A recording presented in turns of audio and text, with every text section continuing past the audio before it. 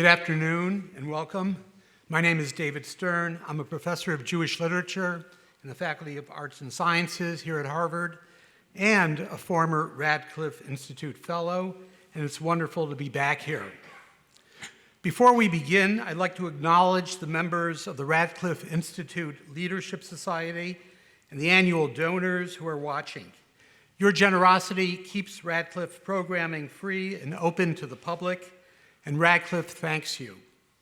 We also wish to gratefully recognize the Morden S. Waldvogel Memorial Fund, which is supporting this event, as well as the co-sponsorship of the Harvard Law School Library. Our program this afternoon is the first of two featuring open dialogue about issues related to the Middle East. These programs are offered in the spirit of constructive discourse and to model the importance of connecting across differences. In each event, speakers have been asked to explore questions about modern Jewish or modern Arab Muslim identities in the context of university, local, and worldwide communities and events. This afternoon's program will feature a conversation about modern Jewish identity with Professor Noah Feldman of Harvard Law School and Professor Tomiko Brown-Nagin, the Dean of the Harvard Radcliffe Institute. On Monday, November 25th, Radcliffe will sponsor a second discussion with Aslı Ü, Bâli, Professor of Law at Yale Law School and President of the Middle East Studies Association, who will be in conversation with Asim Ijaz Khwaja, Sumitomo-FASID Professor of International Finance and Development and Director of the Center for International Development at the Harvard Kennedy School, and co-chair of the Harvard University Presidential Task Force on combating anti-Muslim, anti-Arab, and anti-Palestinian bias. We hope you'll join us for this event, and you can register for it at radcliffe.harvard.edu. Finally, a word about logistics. After the discussion between Professors Feldman and Brown-Nagin, there will be a Q&A, but all the audience members are welcome to submit questions at any time throughout the program, and our speakers will get to as many questions as they can. Whether you're here in person or watching online, you can submit your questions using the Slido link that's provided on the screen behind me and posted in the chat feature of the Zoom webinar. And now to our discussion. This past year has been a protracted moment of inflection for American Jews at Harvard and across this entire country, not to mention abroad. And that moment of inflection, while not its explicit subject, certainly makes all the more urgent the many issues that Professor Noah Feldman explores in his recent acclaimed book, To Be a Jew Today, A New Guide to God, Israel, and the Jewish People. That book and those issues, will be the starting point of our discussion this afternoon. Noah Feldman is the Felix Frankfurter Professor of Law and Director of the Julis Rabinowitz Program for Jewish and Israeli Law at the Harvard Law School. He's the chair as well of the Society of Fellows at Harvard University and co-chair of Harvard University's Institutional Voice Working Group and a member of the American Academy of Arts and Sciences. I'm not even going to try to list Professor Feldman's many accomplishments. That would take the rest of the afternoon. In addition to his most recent book that I've just mentioned, he has authored 9 other nonfiction books and 2 textbooks on constitutional law. I'll just conclude by saying that I've known Noah since he was 6 years old, and it's been wonderful watching him grow up to become an adult.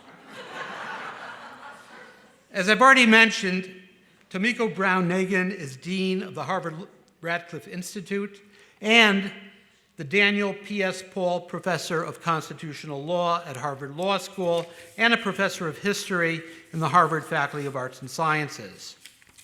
An award-winning legal historian, Her most recent book, Civil Rights Queen, Constance Baker Motley and the Struggle for Equality, 2022, explores the life and times of the path-breaking lawyer, politician, and judge, and garnered widespread praise. Her previous book, Courage to Dissent, Atlanta and the Long History of the Civil Rights Movement, won, among other awards, a 2012 Bancroft Prize in American History. From 2019 to 2022, Brown-Nagin chaired the Presidential Committee on Harvard and the Legacy of Slavery and co-authored the committee's landmark report. Professor Brown-Nagin has served as Dean of the Harvard Radcliffe Institute since 2018. It's now my great pleasure to invite Professors Tomiko Brown-Nagin and Noah Feldman to the stage.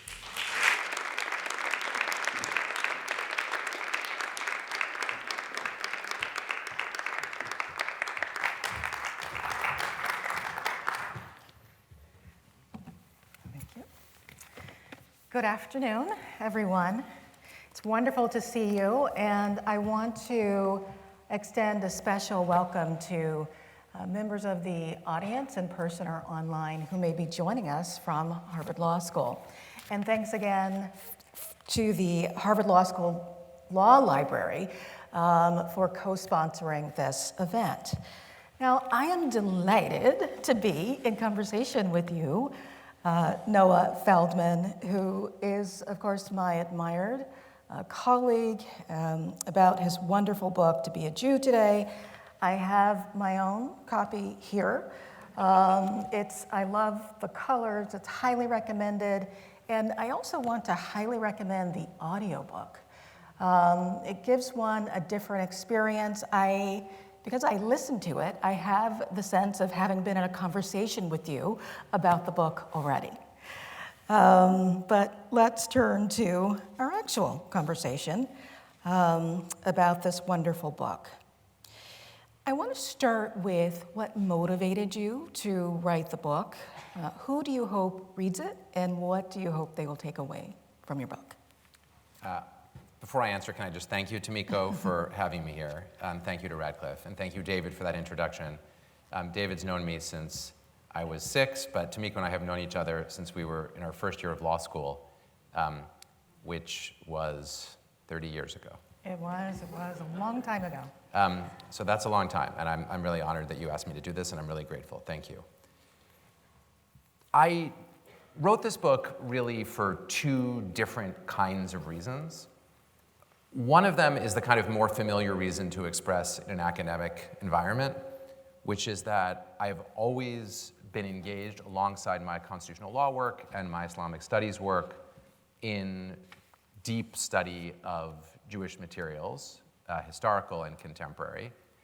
And for the last 10 or 12 years, I've also run a reading group at Harvard Law School, which then blossomed into a whole program that is on Jewish law and evaluates different thematic topics in Jewish law. Every semester we start with the ancient materials and work our way all the way up to the contemporary world.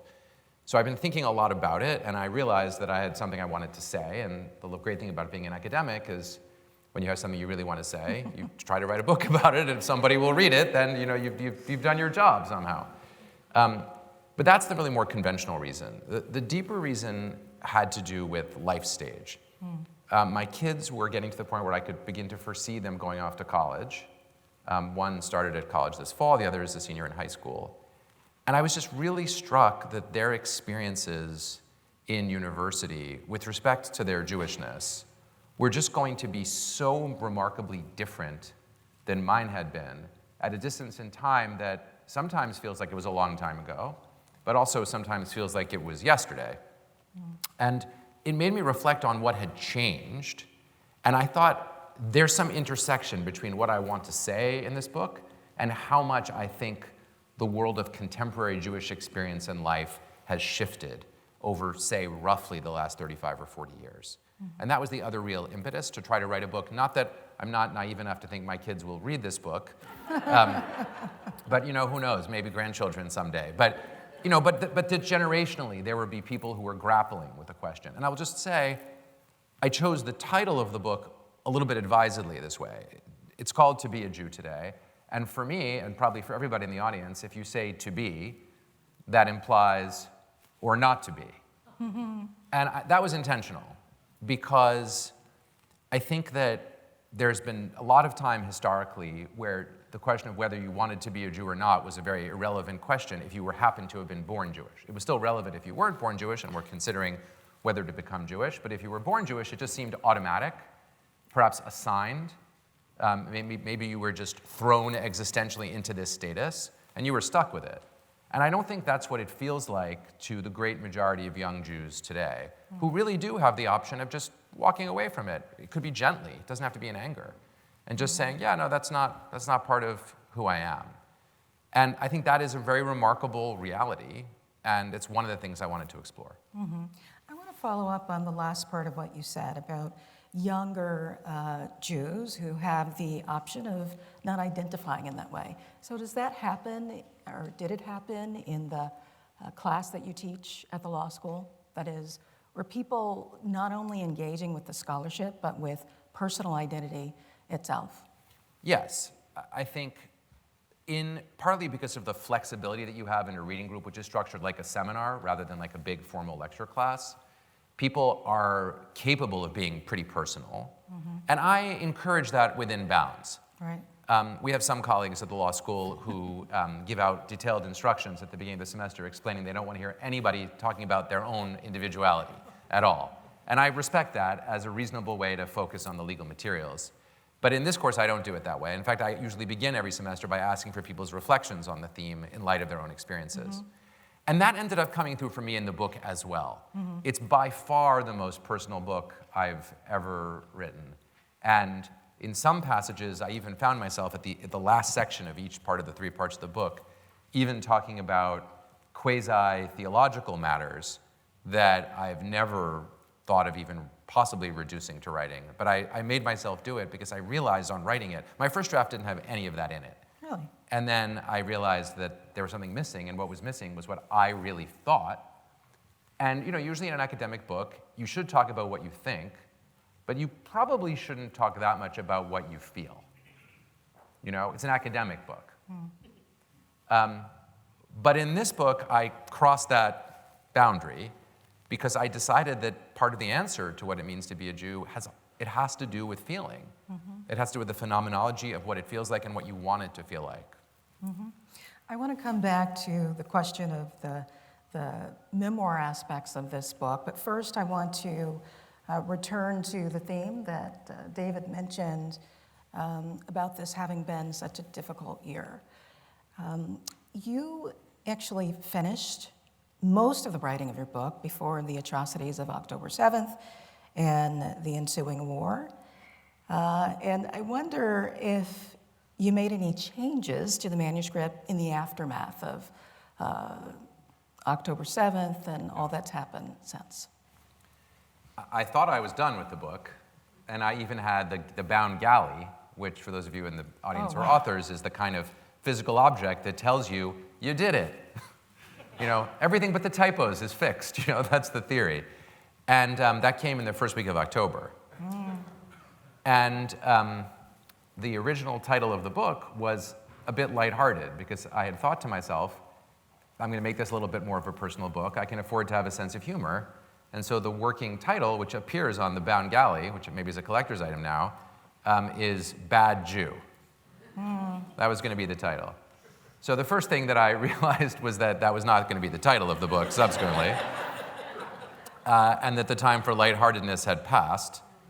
And then, in the immediate aftermath of October 7, and then really over the next 3 months, I reworked the material in the book in a very intense way. I was also teaching 9 credits. And I did it in such a way that the core argument of the book remained unchanged, but many examples of things that I was trying to prove or demonstrate weirdly became easier to prove or demonstrate, and I'll give you an example. One of the claims of the book is that one of the big changes in contemporary Jewish life in the US, but also elsewhere, is that it has become impossible to be Jewish at this moment and say when the topic of Israel arises, I have no comment. Right. You know, I'm neither for nor against nor conflicted. It's just not central to my personal, spiritual, religious, or cultural life. And that didn't used to be the case. As a historical matter, through much of Jewish history, even since the rise of the State of Israel, it was possible to say, well, yeah, I'm Jewish, but Israel's not my big thing. I'm super religious, and so that's my thing. Or I'm a cultural Jew, or I'm a socialist Jew. I don't have a dog in the fight of Zionism. And I think that's almost impossible now, and we see that. We see that people are relating to their Jewishness with regard to Israel, including people for whom that's all about distancing themselves from Israel or engaging in critique, or even more than critique, rejection of Israel. That's also a mode of their Jewish expression. So that's one thing that I was able to demonstrate my point much more powerfully after October 7 than I would have before. The other theme that I really worked on was the theme of trauma. Because I don't think it's possible to make sense, certainly of Jewish reactions to the events of October 7, and also in some complex way to Jewish reactions to the Gaza war that followed, without taking account of how intergenerational trauma shapes Jewish responses and has shaped Jewish responses to this kind of tragedy. And it's not a simple thing just to say that there's trauma. That's the starting point, not the ending point, and I try to explore the ways that it played out in the book. But it's almost the dominant strand, I think, for a lot of people who looked at the scenes of October 7 and could only see the Holocaust and pogroms. And I think it's important to understand that, to see where it's coming from, to be empathetic to that response, and also to observe the ways in which not everybody has that same set of intergenerational traumatic responses. For Palestinians, in the aftermath of the Gaza war, the intergenerational trauma is the trauma of Nakba, and that's a different trauma, and then those traumas are intersecting, and that intersection is part of what's going on. Absolutely. Let's get to the way in which you divide the book. There are 3 sections: God, country, and family. I'm very curious about the craft of writing a book, because I am myself engaged in that now and have been in the past. I'm curious how you landed on that particular structure and how it relates to the overall argument in the book. Well, you're a very beautiful narrative writer in addition to being a scholarly writer. I'm always working on my narrative craft. It's work for me. And this book wasn't going to be a pure narrative with a beginning, a middle, and an end of the story. So it had to be thematic in some sense. And the way I hit on this structure was by asking, what do I really care about in writing the book? What's really motivating me to write the book? And what was motivating me was a simple question, which is, why be a Jew? With the open possibility that the answer is, yeah, you know what? There isn't a good enough reason to be a Jew. Enough. Not going to do that. And seen from that perspective, I really wanted to start with spirituality, with the divine, because it's almost I don't want to say the dirty secret, but it's almost the secret aspect of contemporary Jewish life that even people who think of themselves as very religious, if you ask them, why are you Jewish or what makes you Jewish, don't start with, well, these are my beliefs and these are my commitments. And that's honestly very strange. And by the way, I include myself fully in that. And that was one of the reasons that it struck me that I should start with that, because it wasn't obvious to me to start with it. And then I thought to myself, if you're going to organize your life in some way around this connection and commitment, surely what you believe should have something to do with it, maybe a lot to do with it. So I started there. Then I moved on to the country, the Israel section, because of, as I was saying, I think maybe the most original claim in the book is that for a lot of Jews, Israel has come to be the answer to the question, why be a Jew? That's a very perennial question. For the last 2,000 years, Jews have been asking themselves, why be a Jew in some form or another? Or why practice? Maybe they knew they were Jews, but they wondered why practice as Jews. And they had many different kinds of answers, from Jewish mysticism to rational Jewish philosophy, to a certain kind of commitment to the Bible, and the idea that the answer to why I be a Jew is there's a national entity that I feel committed to, a nation state and a nation that I feel committed to, is a distinctively modern answer to that question in certain ways. And so I really wanted to focus on that. That's the big central part of change. And then the last part, which is about family, came from something that ended up, it kind of snuck up on me as my second biggest argument in the book. And I want to ask you, Tomiko, about your views about this too, but let me just say to the audience what it is. That's the idea that if you think about what are the Jews as a people, the best answer for me is that the Jews are a large, loving, somewhat dysfunctional family. And I mean family in the contemporary sense of family, which includes descent, but also includes all sorts of imagined and chosen relations that include joining by choice, joining because you married someone who was Jewish, joining because Jewishness is in your cultural space. And much like regular families, we don't clearly delineate the boundaries of who's our family. I mean, if you ask yourself, just do the thought experiment and ask yourself, who is in my family? It's very hard to have a definitive answer to that and say, would all of the people that I think are in my family also think that we're in the same family? Also not clear. It's contestable and contested. The borders aren't so clear. We don't even have names for lots of the parts of our contemporary families. I mean, so I use a real example in the book. We don't have an easy word in English for my ex-wife's husband's mother. But I have a really good relationship with my ex-wife's husband's mother, who's completely lovely. She's like an extra bonus Jewish grandmother to my kids. I sit across from her at Passover. I mean, there should be some word for that other than the mouthful.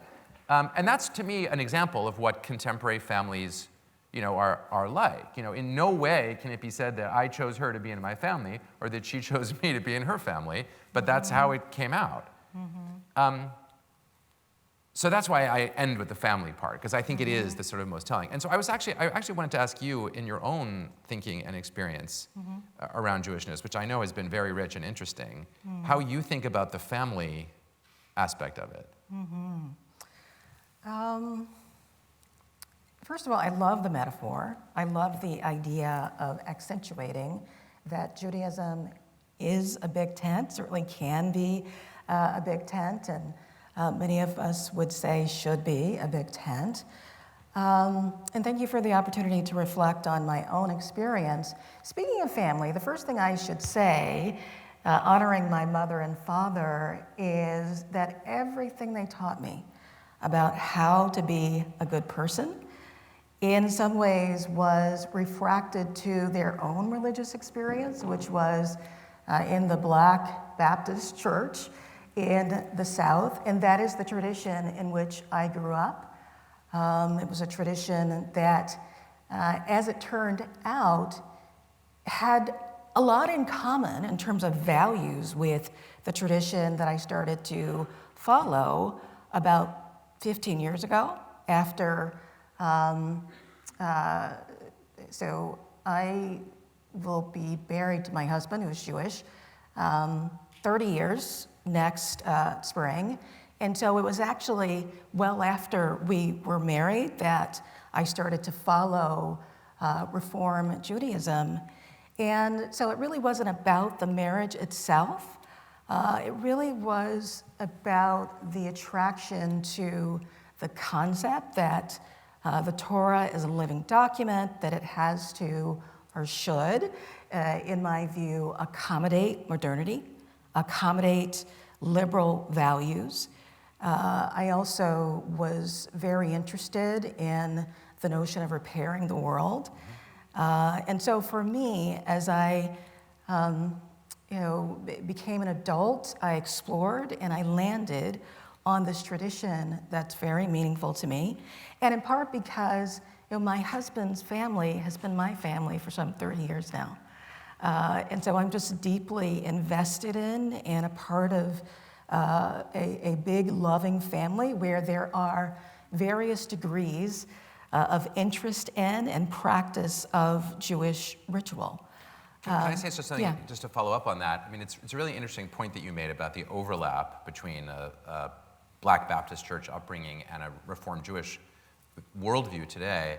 Progressive Jewishness, which I would count Reformed Judaism as part of, and large parts of conservative Judaism and Reconstructionist Judaism, was deeply influenced in America by the Civil Rights Movement, Yes. by King, and by the Southern Christian Leadership Conference. So much so that I would say that the social justice values that they all very strongly stood for became de facto the core credo of contemporary progressive Judaism. So it's not just an accidental overlap. There's some causal influence there too. That's right. So in the section of the book where you talk about progressive iterations of Jewishness, you mentioned the photograph. Do you want to say what Yeah, that? there's a famous photograph, you can look it up online, of civil rights marchers, and in the front are, in this line are household names to us. Dr. King is there, Ralph Abernathy is there, Ralph Bunch happened to be there that day, and then there's a nun whom this is I will never make any meaningful contribution to the history of the civil rights movement, I'm certain, but in this case I did some digging and I identified the nun. This photograph is constantly reproduced and no one ever mentions her. They say a nun. I wasn't very satisfied with that. And I guess it was COVID and I was like, this is a rabbit hole I want to go down. Her name is Sister Mary Leoline, and I've got a little bio of her there. Yes. And then Abraham Joshua Heschel, who is the dean, if you will, of progressive American Jewish thought, though originally born and educated in Europe. And this picture is it's the icon of progressive American Judaism because it attaches, most of those people there were, long-term participants in the civil rights movement. Right. He was flown in for this event. I think we should be clear about that, though his values were strong and he was trying to be an ally. But that moment captures the self-embraced worldview of progressive Judaism, and it's constantly reproduced. You can see it by people nodding in the audience. Almost everybody has seen this picture, and it means something. And it's their struggle, and he is sort of lending a kind of aura to his own position of commitment to the prophetic message of justice, of social justice, really. That's right. Although I do want to mention that there were many, many Jews who Yes. were on the ground involved in the civil rights movement, although you're right, for that photograph, it's a drop-in, but we should be clear about that bit of history. Tons of the freedom riders, That's right. absolutely. A That's bunch of our right. colleagues at the law school actually were there. Really? Yeah, Martha Field was there, Betsy Bartlett was there, yeah. I know about Betsy. Yeah. No one ever told me. Yeah, Martha was I there. would be interested in this. Yeah. Yeah. Yeah, that's academic life. That's right. So I do want to mention, Noah, since we're talking about this, this link between values, that my primary identity is actually as a bridge builder between and among various traditions, not only the tradition in which I grew up and Judaism, but also particularly being a leader in higher education at an institution that is so beautifully diverse, and I'm talking about Harvard, but also Radcliffe. I think it's really important to validate and respect all traditions, and that is where I live. All faith traditions, all backgrounds, nationalities, ethnicities, and I do want to say very strongly that the faith traditions that I followed and that I follow very much are respectful of all people. Yeah. Yeah. Let's see. You changed the terminology. Why did you do that? So as you probably all know, the standard terminology for talking about at least American Jewish life is denominational, kind of on the model of Protestant denominationalism. So you've got Orthodox, maybe ultra-Orthodox if you call it that, or Haredi, conservative, Reform, Reconstructionist, Jewish renewal if you're really going into the, the cutting edge. And I deliberately eschewed that terminology in favor of the categories of what I call traditionalist Judaism, which is basically the belief that God gave Moses the Torah on Mount Sinai, and with that came the instruction manual, came a guide as to who's in charge. And the answer was that the rabbis are in charge, and there's an unbroken tradition, and you're bound by that tradition.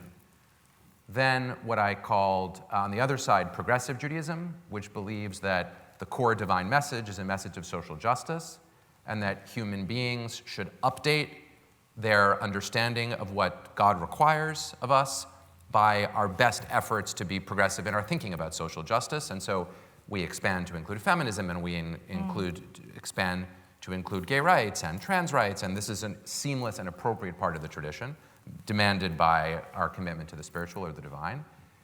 And then in between, what I call evolutionist Judaism, which is the idea that, yes, the word came from God on Sinai, but the job of interpreting that word, though it is binding on us, is a human job.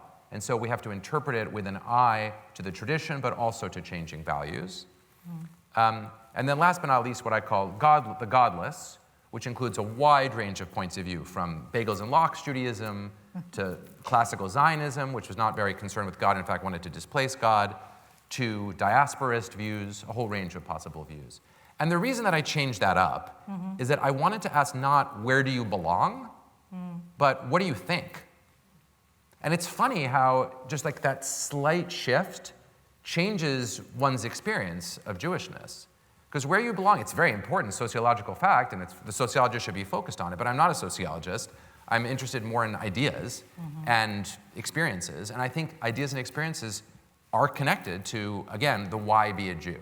It would be a strange thing to say, why am I a Jew? Because I belong to this temple. That's getting it backwards. Why do you belong to that temple?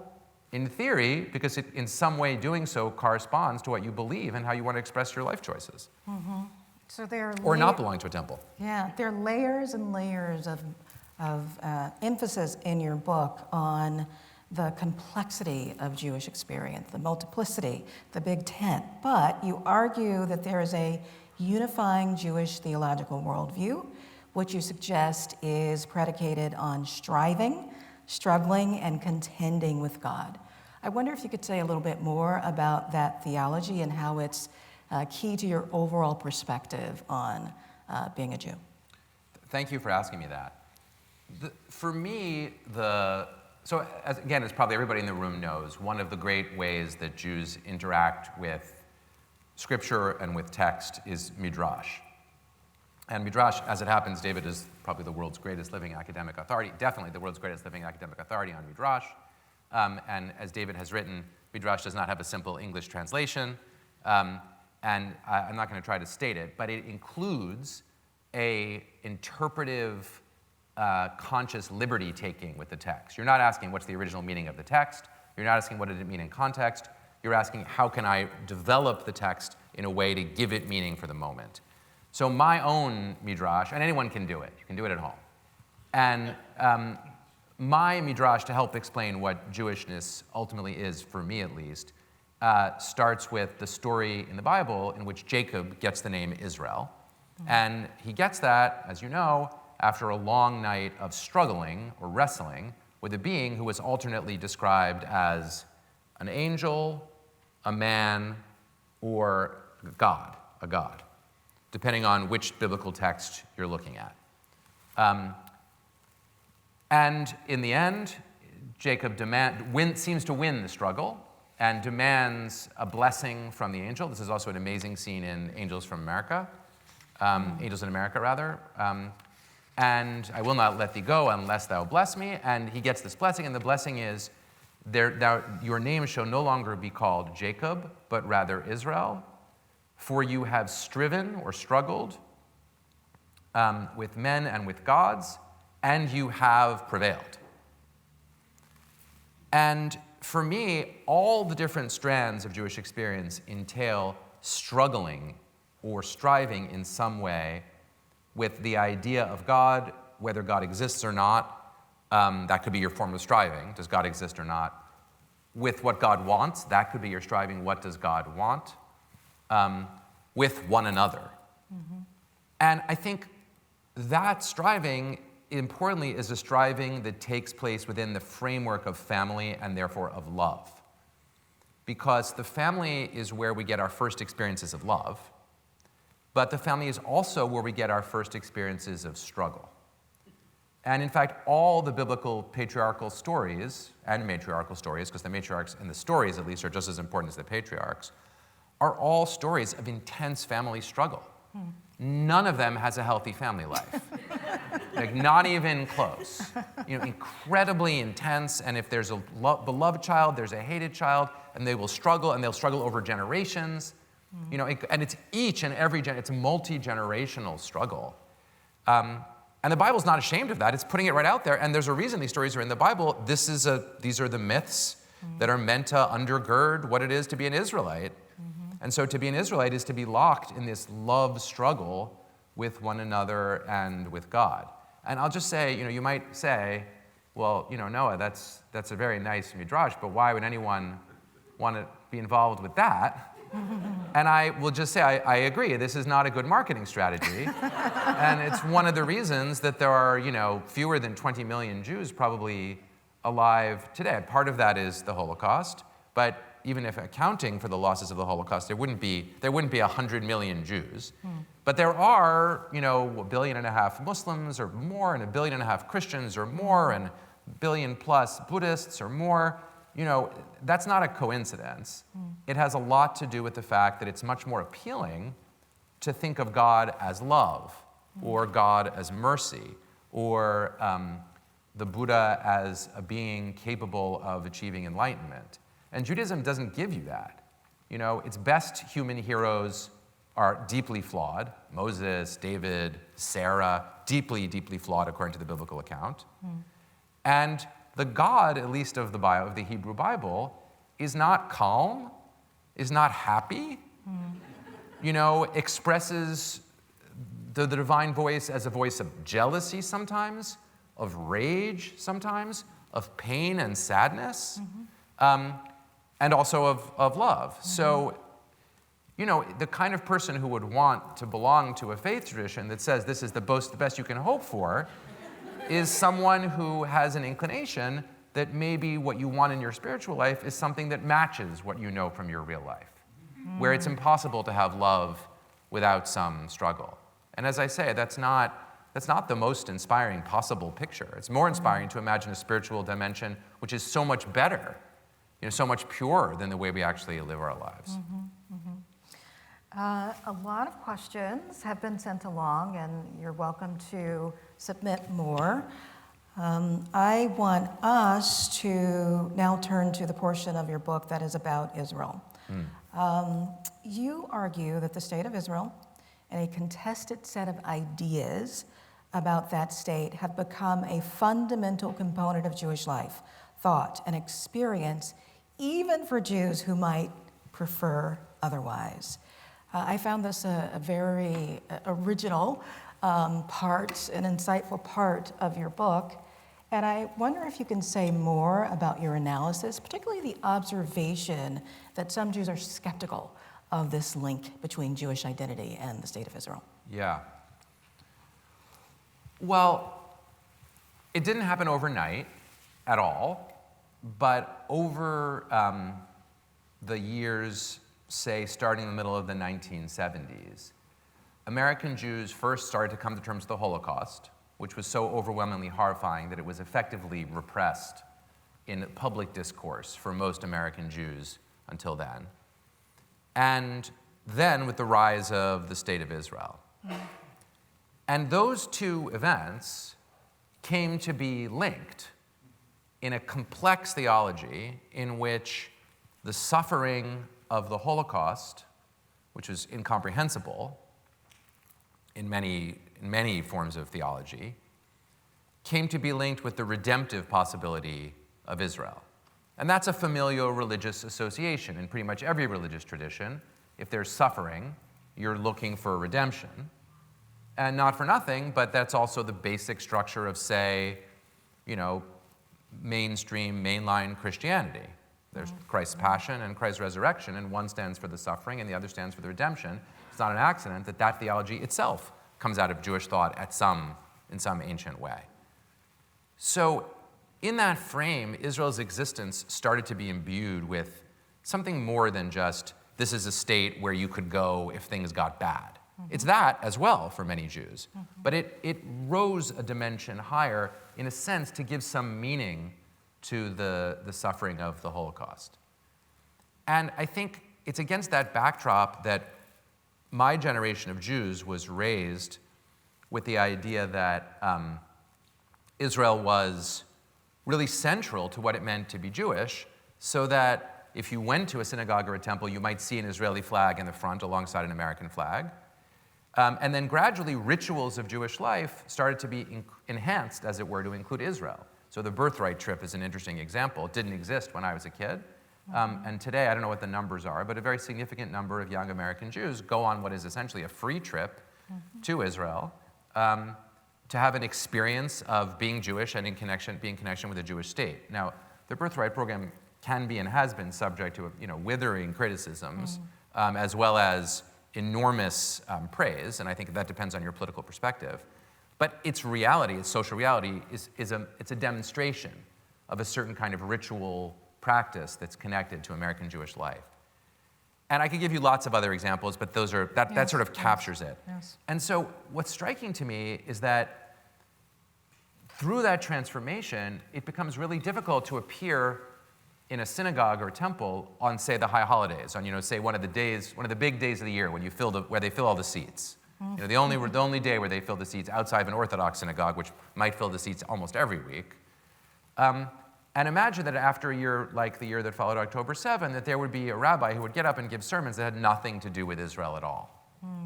It starts to become almost unimaginable outside the most ultra-Orthodox environment.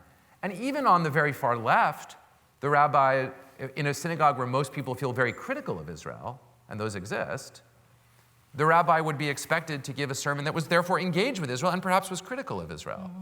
And that's the kind of observation that makes you see the centrality of it. And then the last thing I would just say is, and this is, to me, this is an important explanatory feature of the book, and I didn't have to explain this before October 7, but then it's happened. For young Jews who were very active in, Students for Justice in Palestine or Jewish Voices for Peace, who have been involved, certainly since October 7th, but also before, in just a withering critique of Israel, including in some cases of Israel's even right to exist, depending on who you're talking to. For them, they are doing so through the lens of their commitment to progressive social justice Judaism. So their Judaism entails, and they will say this, you can read their websites or listen to them at their protests or read their articles. For them, their Judaism is their criticism of Israel. So you might ask, okay, great that you have this social justice commitment, and there are all these other places in the world where social justice could be committed, and all kinds of problems right here in our country that could be, and people are still focused on that, but for a lot of those folks, the core of their Jewishness is their engagement with Israel from a place of critique. And that, to me, is really fascinating and noteworthy, especially because there are those in the Jewish community who are more supportive of Israel who would say that those young Jews are self-hating. And I keep on saying, that's not what's going on. Self-hatred is characteristic of a weak or scared minority, not a powerful, confident minority. And what's going on there is it's a scathing form of self-critique, but it is a form of self-critique. And for those Jews, they think of it as continuous with civil rights marches. Okay, so let's continue on the theme of prominent Jews who are deeply critical of Israel, based on their views about Palestinian personhood and statehood. I'm thinking of commentators like Ezra Klein, David Remnick, but I want to quote Peter Beinart, who is a liberal Zionist, as he describes himself. I think he may have dropped the Zionist, but he was a liberal Zionist until very recently, yes. Okay, Yeah. I stand corrected. Yeah, no. Good to know. I mean, he was when I was writing the book. And I think what I said in the book is, I was quoting something he wrote when he was still calling himself a liberal Zionist. It's a journey, like it has been for everybody. Well, I imagine. Sorry, I'm not interrupting. I didn't mean to correct. I imagine, although I don't know, that the reaction to some of the things he's been saying might have pushed him to describe himself in a different way. Yeah. So here's the part of a piece in the New York Times that I want you to comment on. In years to come, he wrote, American Jews will face growing pressure to choose between liberalism and Zionism. And I'm very curious about your reaction to that Yeah. argument that Jews are at a crossroads, or other people talk about rupture and so forth. Yeah. So first of all, yes, that's very symptomatic. I mean, that quote is symptomatic of the tension that I'm describing. And Peter's a fascinating example of that. You know, he also grew up, we both grew up in Cambridge. We're a year apart in age. He gradually became more and more religious. I got less and less religious. You know, we kind of crossed somewhere in the middle. You know, he identified very strongly as a very committed liberal Zionist, and then came to believe over time that constitutional liberal values are incompatible with the currently existing state of Israel. I guess my view is that the jury is still out on whether the divergence that he's describing will become inevitable. You know, within Israel, in the year before October 7, there was an intense internal debate that ripped the country apart, with hundreds of thousands of people on the streets, probably millions in total, over how much of a liberal constitutional democracy Israel was going to be. And, you know, roughly speaking, half the people seemed to think less would be okay, less constitutional liberal, and about roughly half the people seemed to think more constitutional liberal democracy would be desirable. So it's contested even within Israel. So a lot of the inevitability of what he's describing turns on one's expectations about how that debate is going. That's the first point. So if that debate turns out in a way where the forces that are less oriented towards constitutional liberalism prevail, and by the way, just to be clear, you know, we just had our own election, unclear what's going to prevail in our country either. So I just want to be clear, I'm not, you know, throwing stones. You know, our situation isn't identical, but in this respect is not dissimilar. But if it goes in a less liberal direction, then Peter is right. The other component goes to definitions. You know, if you define Israel as Israel within its 1967 borders, or its 1967 borders plus the Golan Heights in Jerusalem, which Israel has annexed, so then use Israel's own definition of its borders, then I think it's still entirely credible to describe Israel as a constitutional liberal democracy, because people within those borders enjoy political and civil rights. And it doesn't mean that they're perfect. It doesn't mean there isn't discrimination against people of Arab descent, because there is. But in the United States, we also have structural racism and the legacy of our own, you know, call it a genocide or not, it's up to you, of Native Americans. We're not living in some perfect liberal democratic, you know, world either, and frankly, neither is any country. So I think within those borders, one could make that case. If, however, you include in the definition of Israel Palestinians living in the occupied West Bank, and when I say occupied West Bank, I'm literally just using the terminology that the Israeli government in its legal form uses. It's not the popular political formulation, but under Israeli law, under the Israeli High Court's jurisprudence, the West Bank is occupied.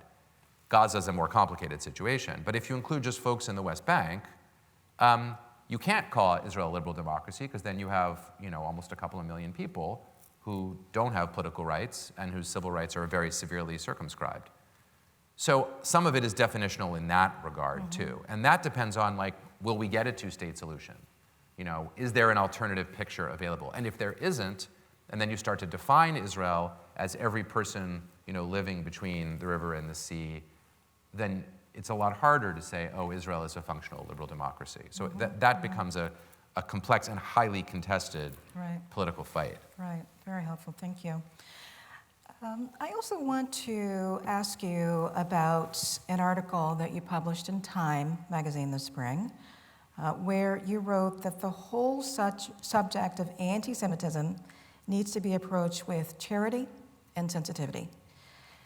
In that spirit, you discussed what you described as the phenomenon of considering Jews not a historically oppressed people seeking self-preservation, but instead oppressors. And I wonder if you can say more about your reactions to that development. Usually I like to say thank you for a question. That's a really hard one, but I'll answer it, because I did write the piece. So what I was trying to do with nuance and charity in the piece was to observe that it's entirely possible to be a deep critic of the state of Israel, and maybe even a foundational critic, maybe even someone who thinks it would be better if the state of Israel had never come into existence, without that making you an anti-Semite. I don't think those things are interchangeable, although some people disagree with me. But also at the same time, that it is possible, when advocating for that point of view, pretty easily to cross over into structures of argument that turn into identifiable or familiar anti-Semitism. And the point that I tried to locate at which that happens is when one starts to say that Jews per se are structurally in the position of oppressors. And, you know, given the recency of the Holocaust, that position is, as a factual matter, to my mind, indefensible and obviously wrong. And it's sometimes coupled with the idea of Jews as white, and because Jews are white, it would follow they're in the structural position of oppressors. That could be true for Jews living in the United States after whiteness was assigned to Jews, which, depending on how you count, happened sometime in the 1950s, maybe even a little later, but is not applicable in the same way in Israel, for what should be obvious reasons.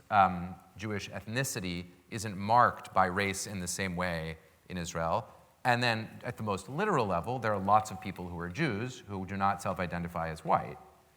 And so it's the structural claim that starts to resonate with the historical form of anti-Semitism, in which the anti-Semite projects onto Jews whatever preoccupation he, the anti-Semite, has, and says that's what the Jews are. And in that form, Jews can be literally anything. Jews can be at once the archetypal capitalists and the archetypal Bolshevik communists. And you sort of want to say you could have one or the other. You can't really have both. And there's lots and lots of examples of this. But the idea that the Jew as a structural figure is the oppressor sounds a lot like a tradition of anti-Semitism with its origins in Christianity that persisted right up, into the modern era, and is very unpopular now in the sense, which is a good thing. No one would walk around saying it in exactly, almost no one would go around saying that in exactly those terms. But it's possible to continue those narratives and discourses, and sometimes even to do so without knowing you're doing it. And that's what I mean about charity. It's entirely possible for someone to espouse views that I would say, on balance, I would say, hey, I'm sorry, I think if we trace your view and contextualize it, it's anti-Semitic. But it might be that that person would say, I have no idea that that was the case, or I didn't intend for that to be the case. Very, very helpful. Thank you for that. I have lost track of time, we have, in our conversation, and we should move quickly to audience questions. There are quite a few, as I mentioned. I want to start with a question from a current Kennedy School student related to campus climate.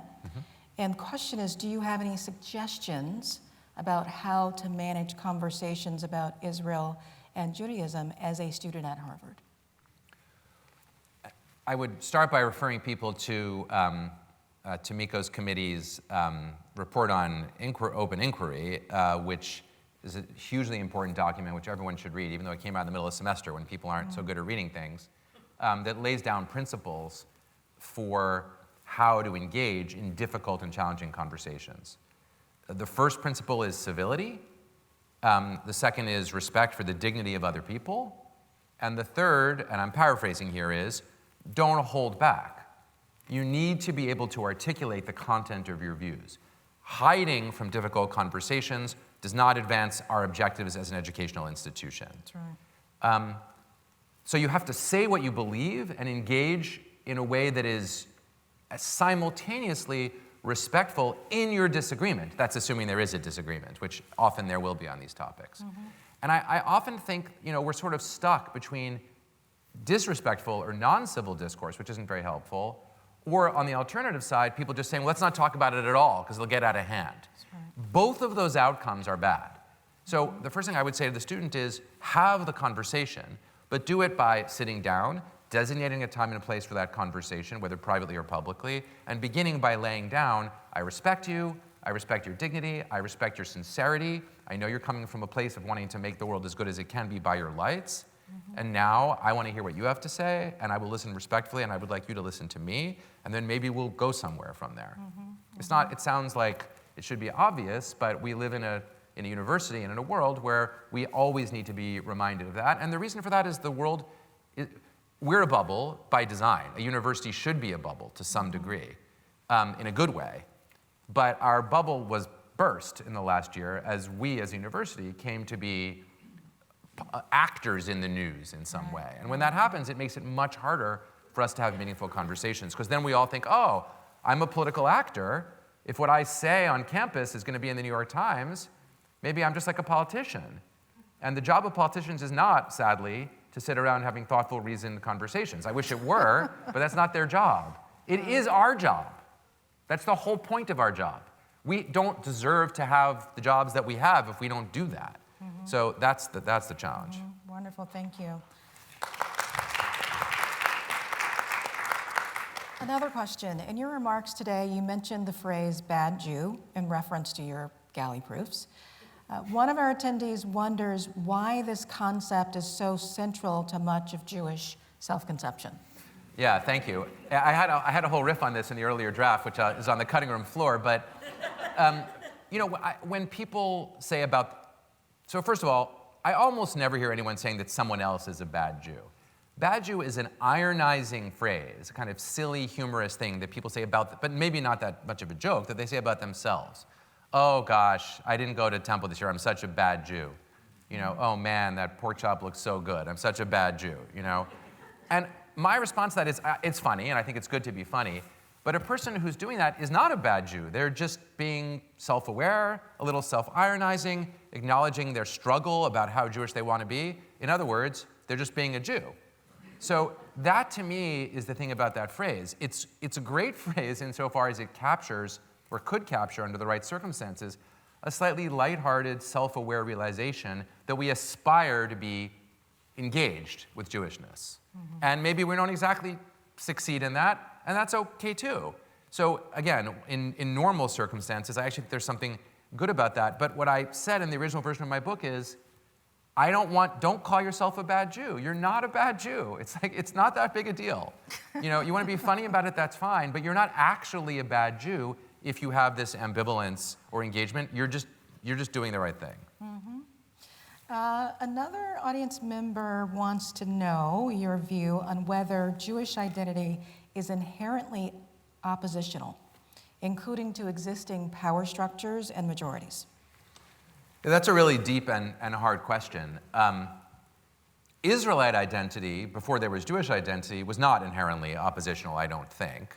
I mean, the Israelites had other nations around them, and they weren't necessarily members of those nations, but that didn't make it inherently oppositional. Jewishness as a concept emerged in dialogue with early Christianity, and then after that with Christianity and with Islam. And in those senses, it got some oppositionality for the simple reason that the foundational myths of Christianity and Islam are bound up with Jewishness. That's also one reason that we're not going to ever see the end of anti-Semitism. It's because those myths are inherently intertwined. You know, in China, to a first approximation, no one's anti-Semitic because the foundational myths of China have literally nothing to do with the Jews one way or the other. So there's just no reason to be bound up in that. So there is a way that there's something oppositional about being Jewish in that you're at least not a Christian or a Muslim, you're something else. And Jews are also a little oppositional to themselves, so there's some oppositionality there too. So to that degree, I would say yes. The way that the answer, I think, still is no, is that you can be in struggle without being in opposition. So you can be in, and think of your family in this way. You can be in struggle with your family without being opposed to your family. It would be strange to say, I'm opposed to my brother. Maybe if you're fighting over control of a family business or something. You know, maybe on Succession, the brothers and the sisters are opposed. But otherwise, you're not opposed, you're just in a struggle some of the time, and you also love. And that's also the biblical picture and the Jewish picture of the relationship to God. It's not that the Jewish people are opposed to God or God's opposed to the Jewish people. It's that they're supposed to love each other. They do love each other and they're supposed to love each other, but it's the kind of love that comes with strife. And so I think there's something about Jewishness that is about struggle within love, But I don't think that has to be oppositional struggle. Very good. Another question.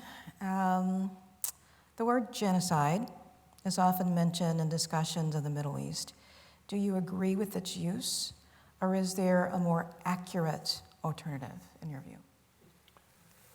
Well, genocide gets used in a bunch of different ways with respect to specifically with respect to Israel's relationship to the Palestinians. Certainly in the Gaza war post-October 7, the calls to describe Israel's conduct in Gaza as a genocide have grown, and it's being litigated. That topic is being litigated in front of the International Court of Justice, so it's got an international legal dimension to it as well. The easy answer is the legal answer, and I'll make that, and then I'll give the harder answer. On the legal side, if you look at how international institutions have used the term genocide and the standards of proof that have been required to convict people of crimes of genocide in the Rwandan and post-Yugoslav special tribunals and in the International Criminal Court, I don't believe that Israel's conduct in Gaza meets that legal definition. I see the argument on the other side, and there are some public statements by Israeli officials that are, as we say in the law, bad facts, on the side of the Israelis' defense. But I don't think that the conduct fits the definition of conduct intended to destroy the Palestinian people in whole or in part. Could that change in the future? Of course it's possible for it to change. It's not some immutable fact. I'm just describing the way I see it now. Outside of the legal context, genocide means something much demotically or vernacularly, something much more like, are you trying to eliminate a people as a whole? And I think there are unquestionably some small number of people in Israel who are deeply devoted to that, and maybe some larger number of people who would be open to entertaining that if they thought that it was something Israel could get away with. But I don't think that it's the fundamental project of Zionism, at least of mainstream Zionism. And I don't think it's the fundamental project of the State of Israel. I think there's a profound struggle between Israelis and Palestinians for, to say the obvious, for the same piece of land.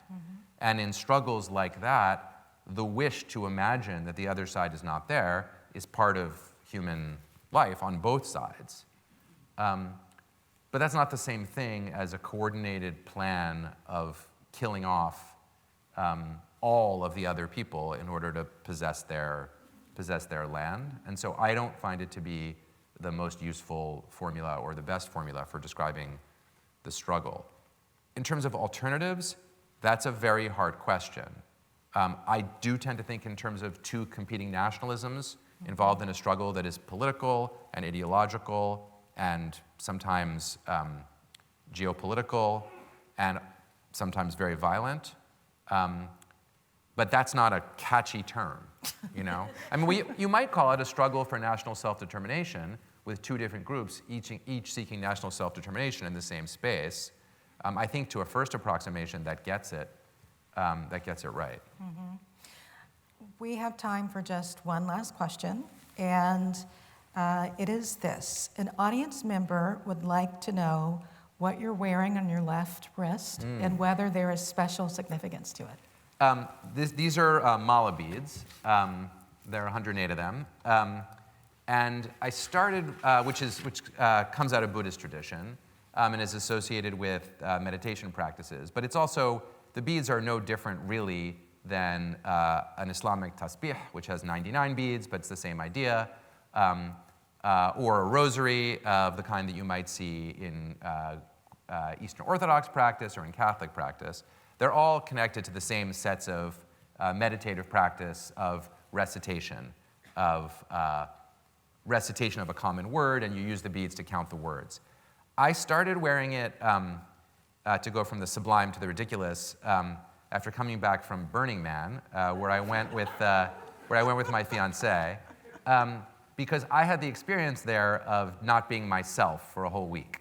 I got to be, I don't know who I was exactly, but it definitely wasn't me.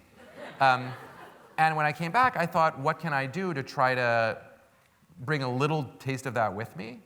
And I started meditating, which was the least Noah Feldman thing that I could think of. And it actually has turned out to really mean something to me. And then I wanted a manifestation that was visible to remind myself of the possibility of just taking a small step back from the intensity of everything that exists in our lives. And I found the beads helpful for that. In a way, they're a kind of analog to the tzitzit, the ritual fringes in traditional Jewish practice. Those, the Bible says, you should look at them and not stray after your heart. The idea is that your heart's not taking you in the right place. And this isn't quite about straying, but it is about having a physical, visible reminder that you could take a deep breath now, and it wouldn't be the end of the world. And in the world that we live in, domestically, internationally, and every other way, I'm a sort of a believer that everyone should do whatever they can to take a little bit of a step back sometimes, and this one happens to work for me. Excellent. I need some of those beads, Yeah. I have to say. I'm afraid we are out of time. Please join me in thanking Noah Feldman for that amazing talk. Thank you.